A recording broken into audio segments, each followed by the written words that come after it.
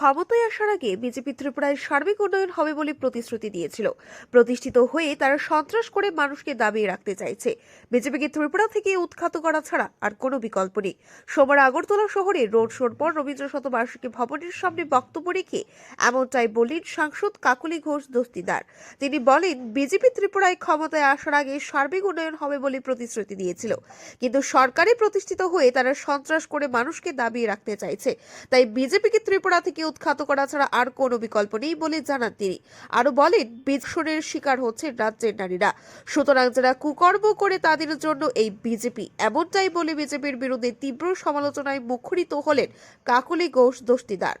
সাংসদ মহুয়া মিত্র বক্তব্য রেখে বলেন, ত্রিপুরা সঠিকভাবে সরকারি প্রকল্প বাস্তবায়ন হচ্ছে না, কিন্তু পশ্চিমবঙ্গে প্রতি ঘরে ঘরে প্রকল্পের সুবিধা পৌঁছে যাচ্ছে। মমতা বন্দ্যোপাধ্যায় যেভাবে জনগণের স্বার্থে কাজ করছে, সেভাবে ত্রিপুরা রাজ্যে কাজ করবে তৃণমূল সরকার। আরো বলেন, মিসকল দিলে চাকরি হবে যে প্রতিশ্রুতি দিয়ে রাজ্যে বিজেপি সরকার প্রতিষ্ঠিত হয়েছিল, সেই আজকে এসেছি কলকাতা থেকে। সুস্মিতা দিদি অলরেডি এখানে আছে, খুব ভালো লাগছে এসে। আর ত্রিপুরায় এই যে বিজেপি সরকারের বিরুদ্ধে বহুদিন ধরে একটা মানুষের প্রতি মানুষ বুঝে গিয়েছে। 5 বছরে ত্রিপুরার এখানে তারা বিজেপিকে ভোট দিয়েছিল, মাঝপথেই তাদের মুখ্যমন্ত্রী চেঞ্জ করতে হলো। এটা নিজের ইনঅ্যাটিটিউড, নিজের আমি বলবো কমপ্লিট ফেলিয়ার ছাড়া আর কিছু নয়। তো এখন এই সরকার একেবারে পচে গিয়েছে। এখানে তারা অল্টারনেটিভ চায়। সেখানে দাঁড়িয়ে তৃণমূল কংগ্রেস মানুষের যেভাবে ঘরে ঘরে প্রত্যেকটা বাড়িতে পশ্চিমবঙ্গের প্রকল্প, সেই একই মডেলটা আমরা ত্রিপুরায় আনতে চাই। সেই জন্য আমরা আজকে এসেছি। আপনার কি মনে হয় যে ত্রিপুরায় তৃণমূল বিজেপির বিকল্প হতে পারে?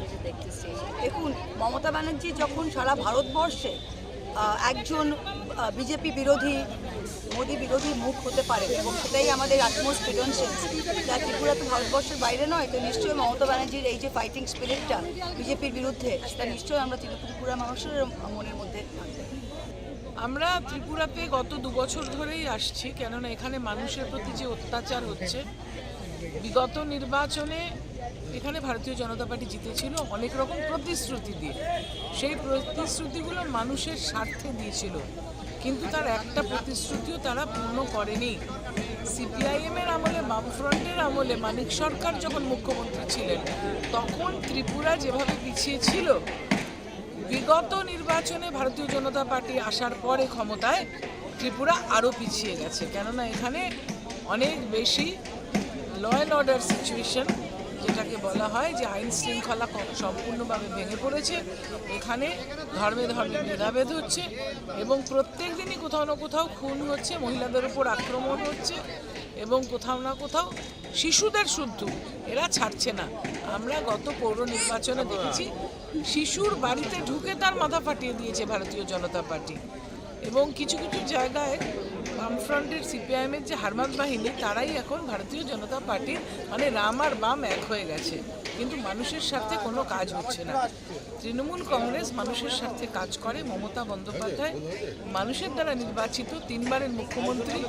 তিনি যেভাবে পশ্চিমবাংলাকে হারমাদ মুক্ত করেছেন, ঠিক সেইভাবেই তার এবং অভিষেক ব্যানার্জি আমাদের সাধারণ সম্পাদক সর্বভারতীয়, এদের নেতৃত্বে এখানে কাজ চলছে মানুষের স্বার্থে।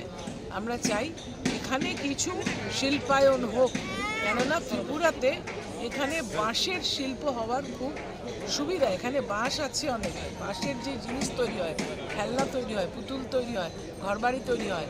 আর আনারসের চাষটা বন্ধ করে দিয়েছে, সেটা করলে পরেও মানুষের হাতে রোজগার আসে। সব কিছু বন্ধ করে দিয়েছে ভারতীয় জনতা পার্টি। সেই জন্য মানুষ স্বতঃস্ফূর্তভাবে তৃণমূল কংগ্রেসের পাশে থেকে তাদেরকে নিজেদের স্বার্থে যাতে করে তারা কাজ করে সেই চেষ্টা করছে। অন্যদিকে সৌমিত্র খাঁ তিনি বলছেন, পশ্চিমবাংলার রাজ্যপালকে আরও বেশি সক্রিয় হতে হবে, তৃণমূলের সাথে ওনার ভাব বেশি। কি বলবেন?